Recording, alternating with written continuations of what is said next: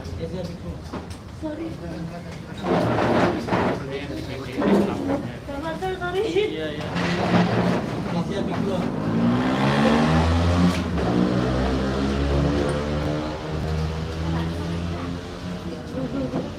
Sini.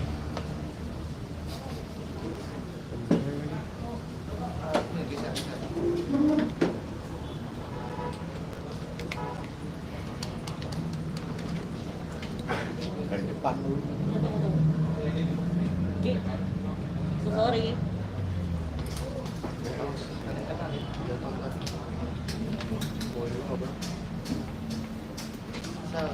Tenang aja. Apa? Bawa santai aja. Iya, sampai aja capek. Udah? Udah? Yap. Ya, oke. Bang Marcel, kemarin sempat dipertemukan sama beberapa mungkin praktisi atau paranormal atau mungkin yang biasa Bang Marcel sebut dukun, gimana Bang? Ramai juga kan di media sosial kayak dipertemukan dengan Roy Kiyoshi, Kiprana dan lain-lain, gimana sih Bang? Experience-nya mungkin? Ya kalau sama Kiprana sama Roy Kiyoshi mas saya kenal lama. Ya sesama penghibur, dia jujur, mereka jujur hanya hiburan. Jadi saya pribadi nggak mau bermasalah. Yang bermasalah itu kan yang merugikan masyarakat Indonesia, yang jual ujung-ujungnya kayak bikin konten hiburan yang udah ketahuan settingan, terus di bawahnya malah jual pengobatan dan itu berbayar puluhan juta, itu kan yang bermasalah. Gitu. Kalau untuk yang nggak merugikan masyarakat Indonesia, saya berteman baik. Walaupun mereka bikin kontennya hiburan alias settingan doang, ya nggak masalah, namanya hiburan, semuanya bohongan. Gitu. Sempat juga ketemu Mas Roy Kiyoshi dan ditanyakan, jadi Mas Marcel percaya nggak di Indigo? Mas Marcel sendiri gimana sih jawabannya mungkin pada saat waktu itu? Jawaban sesuai kayak yang waktu itu. Kalau untuk indigo ya saya nggak percaya indigo yang bisa ngelihat jin-jinan. Ya kayak gitu sih. Kalau untuk indigo aslinya ya menurut saya adalah ya orang-orang dengan kelebihan yang memang gift, yang udah tidak seperti orang umumnya kayak bisa mengingat 100 nama dalam 1 menit, bisa mengingat 1000 angka gitu, atau bisa menghafal Al-Quran misalkan dalam waktu beberapa bulan doang, kayak gitu-gitu. Sempat disomasi juga sama beberapa orang kemarin di Polres Jakarta Selatan, ya kan, sampai mungkin ada tantangan untuk adu tembak segala lah. Bang Marcel sendiri menanggapi seperti apa sih Bang? Adu tembak. Sempat lihat videonya nggak? Itu mah soalnya yang kayak gitu-gitu udah banyak dari dulu. Dulu ada juga tuh yang katanya pemburu hantu ngakunya kebal tembak. Tapi nyatanya pas dia akhirnya pembuktian buat video, dar nembak kakinya sendiri, bolong, berdarah. Lah, yang kayak gitu-gitu kan sebenarnya kayak dulu pas sebelum saya ketemu sama pemburu hantu itu ya, itu kan saya udah berusaha untuk ngatur izin ke polisi-polisi. Boleh nggak nih saya minjem pistol polisi untuk saya tembakin ke mereka? Nyatanya di Indonesia nggak boleh. Jadi yang kayak gitu-gitu tuh nggak bakal diizinin juga sama hukum Indonesia. Mereka menggiring opini untuk seolah-olah saya takut. Padahal hukum Indonesia tidak membolehkan penggunaan airsoft gun, penggunaan air gun, ataupun penggunaan senjata api untuk ditembakkan ke manusia secara sengaja. Itu nggak boleh. Jadi yang kayak gitu-gitu ya saya diemin aja lah. Mungkin memang dia lagi nyari panggung aja. Bang, tapi ada kemarin dilaporin gimana Pak? Apa? Tanggapan kamu kemarin dilaporin oleh beberapa pihak itu santai aja atau? Ya, kalau tanggapan saya kenapa dilaporin ya mungkin Allah Azza wa Jalla ingin memperlihatkan kalau dukun itu tidak bisa dipercaya. Ya buktinya kalau dukun bermasalah ke polisi, bukan ke pakai main dukun ya. Kan Allah mau memperlihatkan itu. Mereka kalau nggak salah saya baca mereka melaporkan itu karena ngakunya jobnya sepi. Nah ini kan membuktikan bahwa dukun nggak ada tuh bisa penglaris pesugihan. Kalau dukun bisa penglaris, kenapa mereka keluar-keluar ketika jobnya sepi? Pakai aja penglaris harusnya. Iya kan? Kalau misalkan ada ilmu penglaris beneran. Nah itu mungkin Allah Azza wa Jalla lewat kejadian ini ingin memperlihatkan bahwa sebenarnya dukun adalah manusia biasa. Maka dari itu jangan percaya dukun. Percayanya adalah Allah Azza wa Jalla. Percaya kembali ke agama masing-masing dan Tuhan masing-masing. Gitu. Oke, Bang, cuman mungkin udah berapa surat atau mungkin udah berapa laporan sih yang lu terima sendiri dengan adanya kasus banyak ini? Kayaknya ada juga banyak yang ngelaporin dan sempat nerima surat somasi atau mungkin panggilan polisi atau polisi? Nggak pernah ada. Sampai saat ini tidak pernah ada karena deliknya nggak masuk juga ke pasal. Ya kan siapapun bisa membuat laporan. ya kan? Ya siapapun di dunia ini juga bebas buat laporan. Tapi kan polisi selidiki lagi nanti masuk nggak deliknya. Ketika masuk ke pasal baru dikasih surat panggilan. Sampai saat ini tidak ada surat panggilan sama sekali dari polisi. Dan itu berarti ya laporannya ya tidak masuk delik alias dipaksakan doang. Tapi ya Bang, selama ini dapat ancaman atau intimidasi dari pihak-pihak gak sih Bang? Kalau ancaman saya nggak tahu ya, nggak terlalu memperlihatkan, nggak terlalu ngelihat karena saking banyaknya orang masyarakat Indonesia yang mensupport saya mungkin ya. Jadi nggak kebaca juga DM dan yang kayak gitu-gitu. Karena ketindih sama yang mensupport sih. Tapi Bang, Heri, kamu gimana akhirnya bisa sampai sekarang so viral ini, karirnya makin bagus gitu, gimana sendiri kamu?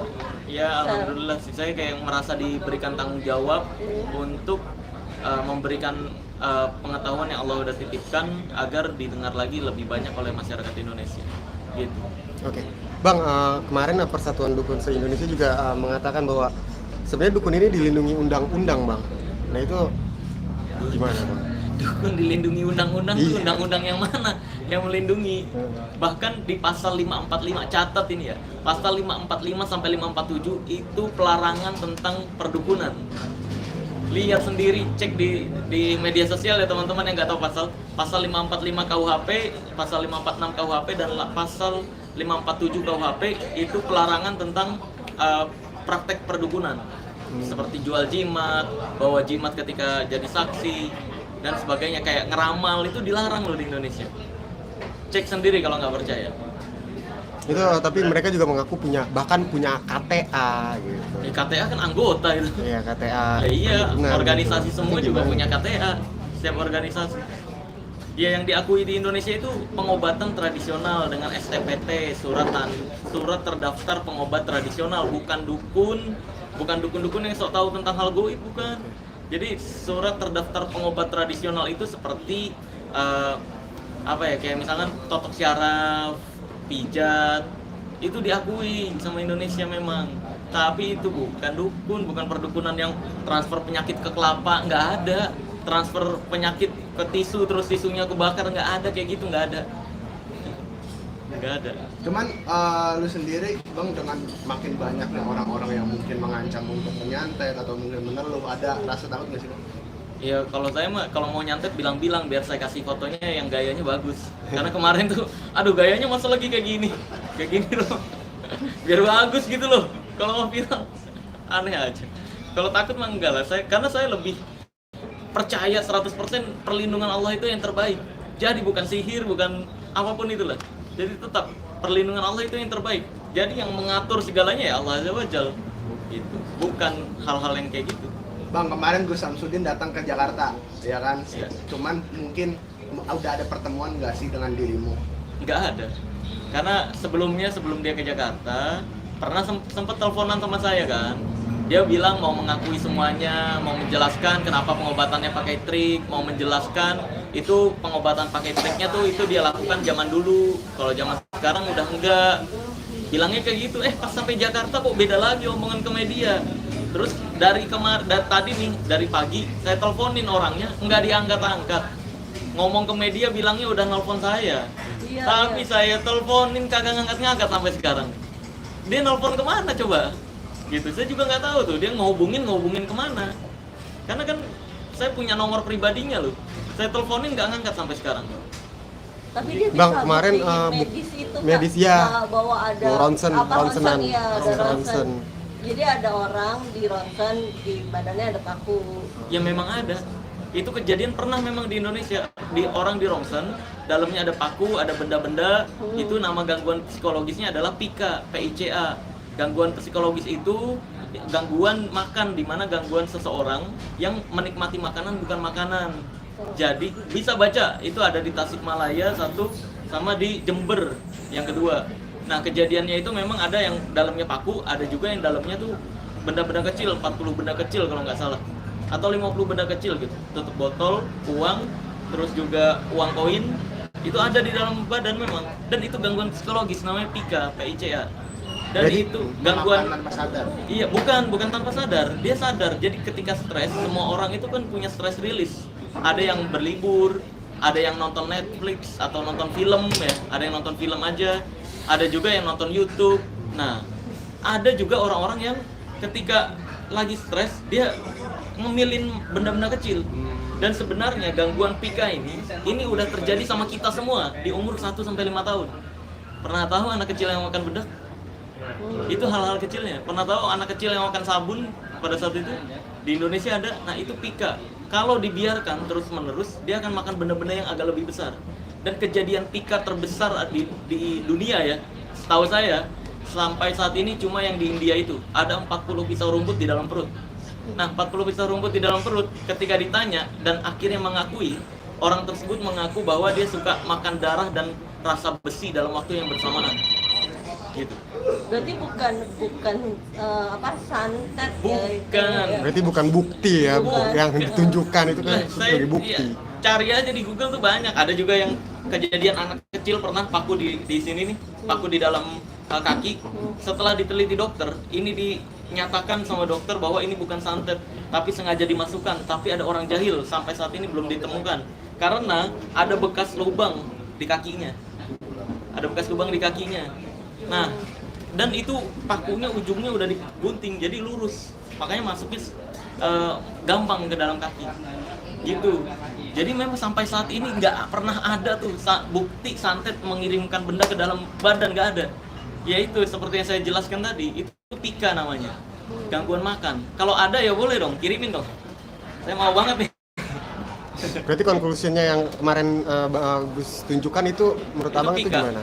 Saya nggak tahu ya yang ditunjukin Karena yang yang mana. ditunjukin ronsennya kan memang kebetulan kaki ya, yang di ronsen. Iya. Oh, kaki. Perut kaki. Lah, iya kaki yang Memang. kejadian anak kecil kali. Nah, mungkin kalau misalkan Gus sendiri bisa membawakan korbannya tanpa ada lubang di kakinya tapi benar ada paku, berarti Marcel bisa percaya.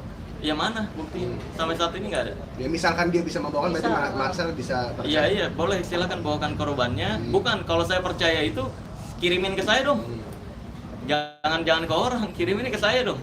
Paku ke kulkas gitu, masukin ke perut saya gitu. Oke, Bang, imbas dari konflik abang dengan Gus gitu, Gus mengaku mendapatkan ancaman kayak Gus mengaku, dia mengaku mendapatkan ancaman. Iya. Ya, makanya bahkan kalau- penutupan kalau itu, abang nggak- ada ras iba gak ke dia? Gitu? Ya makanya, ya saya pribadi kan kembali lagi udah ngingetin untuk dari awal. Jangan pakai trik-trikan pengobatannya, kontennya. Kalau emang hiburan atau settingan, bilang ke masyarakat Indonesia hanya sekedar acting, hanya sekedar hiburan, hanya sekedar settingan. Ini kan setiap kontennya dia nggak nulisin itu, tapi di konten lain ya kemarin baru mengakui kontennya semua settingan, hiburan doang. Ya seharusnya ketika dia membuat konten semua videonya tulisin hanya sekedar acting, hiburan, settingan gitu dong. Jadi orang yang nggak nonton video pengakuan dia kan jadi nggak tahu kan, nggak paham kalau itu hanya sekedar acting atau hiburan doang. Gitu. Nah, maka dari itu, kalaupun pengobatan kayak tadi diancam-ancam, ya satu-satunya ya tobat lah, biar masyarakat Indonesia juga bisa memahami atau klarifikasi kenapa pengobatannya pakai trik. Kan gitu loh, sesimpel itu sebenarnya. Bang, berarti sampai saat ini dirimu masih menunggu itikat dari Gus mungkin untuk pembuktian ya? Loh iya, dari awal. Makanya saya kan nggak suka di drama-dramain kayak gini nih. Dari awal tuh pembuktian, siapa yang salah, udah terbukti salah. Lah ini kan ngomong di media udah ngontak saya, katanya nggak ngerespon. Saya teleponin tidak diangkat. Anda ngerespon kemana? Anda nelpon kemana Anda? Tapi Bang. kemarin tuh sebenarnya ada niat nggak sih mau nemuin Gus di Jakarta? Atau emang sama sekali nggak ada niat sebelum Saya nggak dia tahu. buktiin?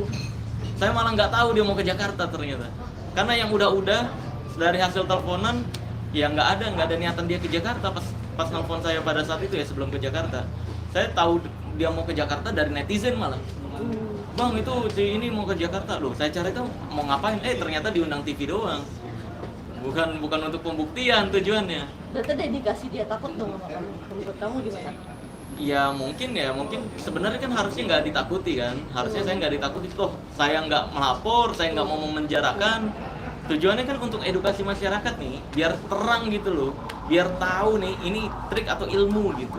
Nah, soal itu Bang, kemarin Gus juga bilang bahwa sebenarnya ia pun ingin juga membongkar dan melawan dukun-dukun santet, dukun cabul dan dukun yang menggandakan uang yang merugikan masyarakat gitu Bang. Kenapa nggak collab saja gitu Bang? Ada rencana gitu maksudnya. Kalau misalkan tabayun, dia ngajakin tabayun juga, abang terbuka Nah kalau itu, tabayun. ya untuk tabayun terbuka, sangat terbuka. Cuma masalahnya dia nggak mau mengakui di depan media gini. Kalau pengobatannya cuma trik, Iya kan? Berani mengakuinya lewat telepon pribadi ke saya. Nah, kalau misalkan waduh mati tuh. Waduh, apakah gangguan goib? Lanjut.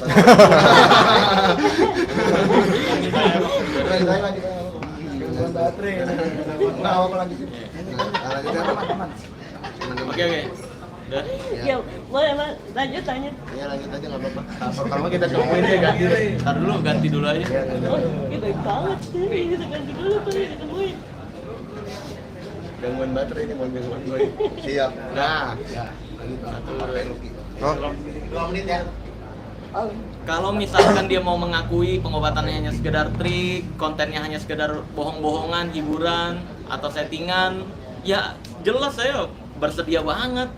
Bahkan itu jadi membuka masyarakat kan. Alasan kenapa dia pakai trik pengobatannya. Kan sesimpel itu loh. Cuma ya dibuat-buat drama aja sama dia. Ini yang saya kurang suka sih. Dan dia bilang ya di konten saya kan juga tarung sakti sama dukun, nyamperin dukun. Loh, itu kan orang-orang Anda sendiri yang dibayar untuk pura-pura jadi dukun. Saya punya loh bukti-buktinya siapa yang dibayarnya berapa. oh. Ada ya kayak di channel saya itu kan saya udah kasih lihat. Bahkan saya tahu siapa pemerannya. Yang ada yang pura-pura jadi pasien juga di channelnya dia. Saya tahu, pernah saya tanya pemerannya dibayar berapa sama Mas Udin untuk pura-pura jadi pasien. kira-kira akan ditunjukkan Dia ke ngomong publik apa? ya? Saya tuh apa? Pas Nggak dibalas, langsung ngeblokir saya. Oh, Yang berperan pas itu. ditanya, Pas ditanya langsung ngeblokir si orangnya. Ada wanita yang dia tuh berperannya jadi yang mukanya rusak, ada lah pokoknya. Dan sempat ditanyain media juga, itu benar kejadiannya. Si Mas Udin mengaku itu benar. Makanya pada saat itu saya mau laporin, ini konten hoax. Bilang ke orang-orang benar nyatanya nih fake alias hoax gitu.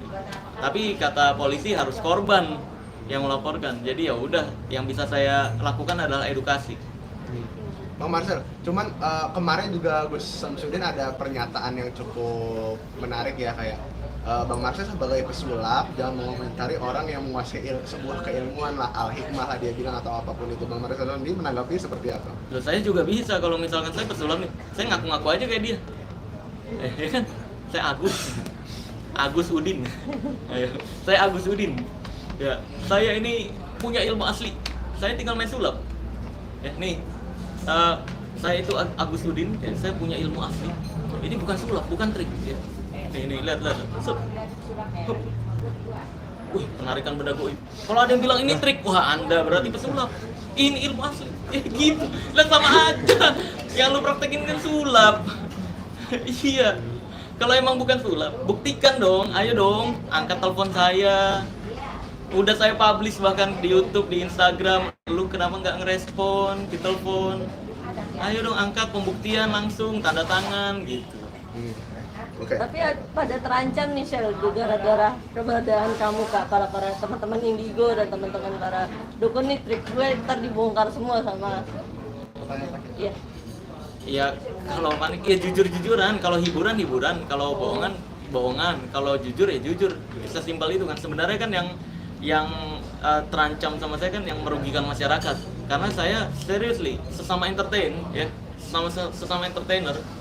Kalau dia ada yang ngakunya Indigo membuat karakter, ada yang ngakunya sakti di TV ataupun di YouTube, selama dia tidak merugikan masyarakat, yang suka nonton dan yang nggak suka yang nggak usah nonton, itu saya nggak bermasalah.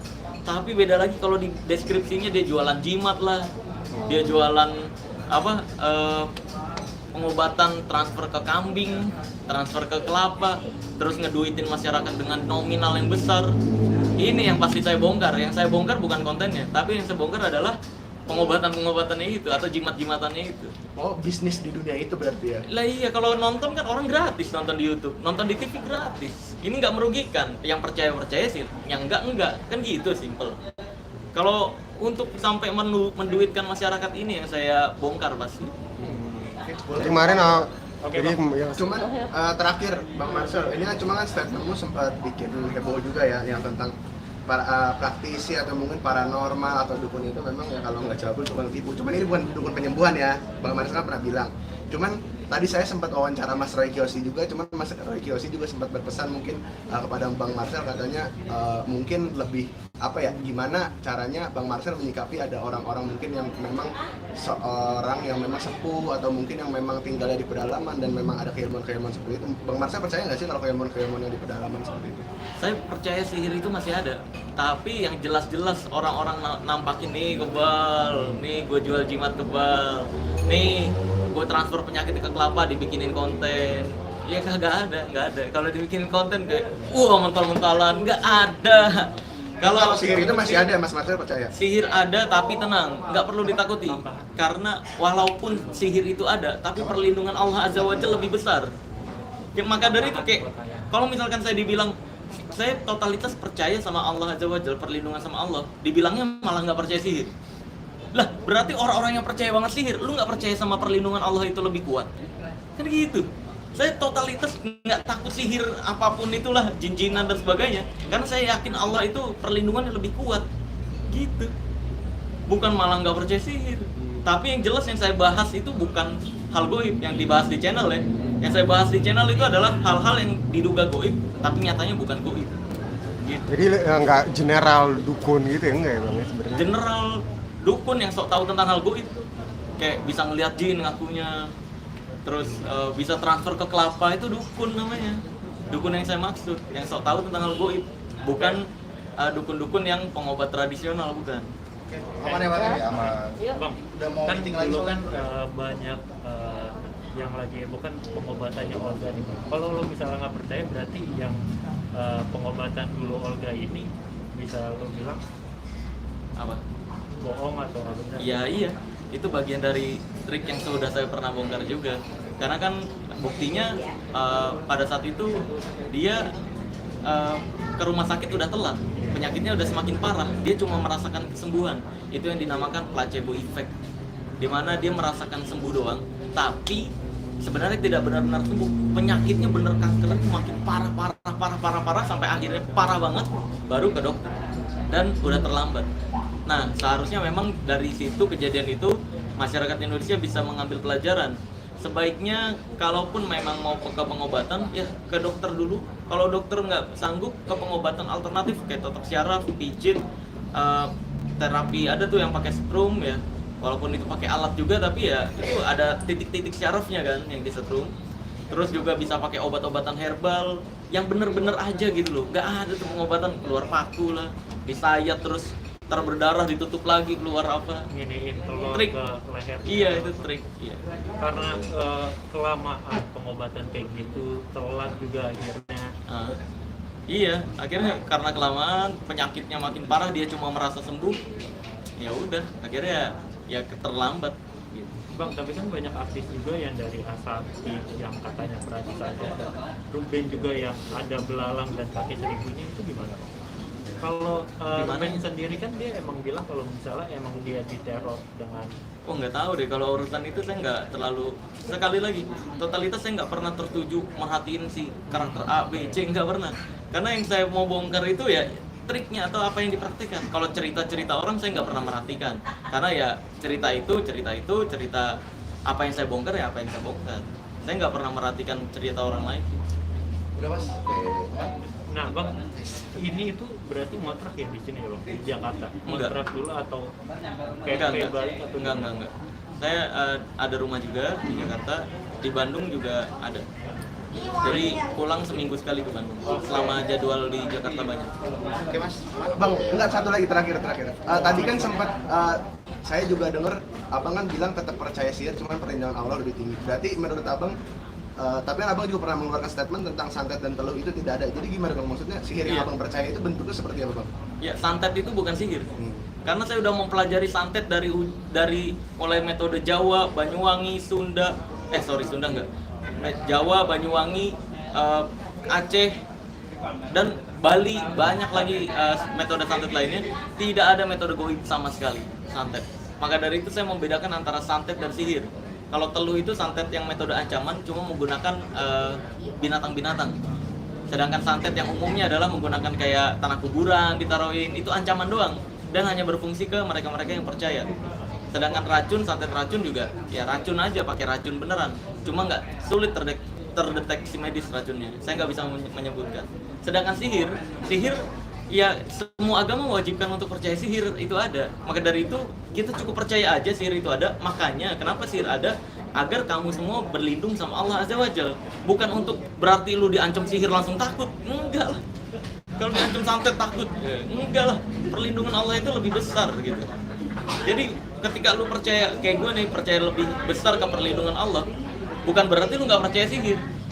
Gue bisa balikin lagi kayak tadi. Kalau lu percaya banget sihir dan takut banget sama sihir, berarti lu nggak percaya dong sama perlindungan Allah. Gitu. Oke bang, aman ya? Oke. Terima kasih. Bang Marcel, thank you. Iya, sama-sama. Bang Marcel, thank you.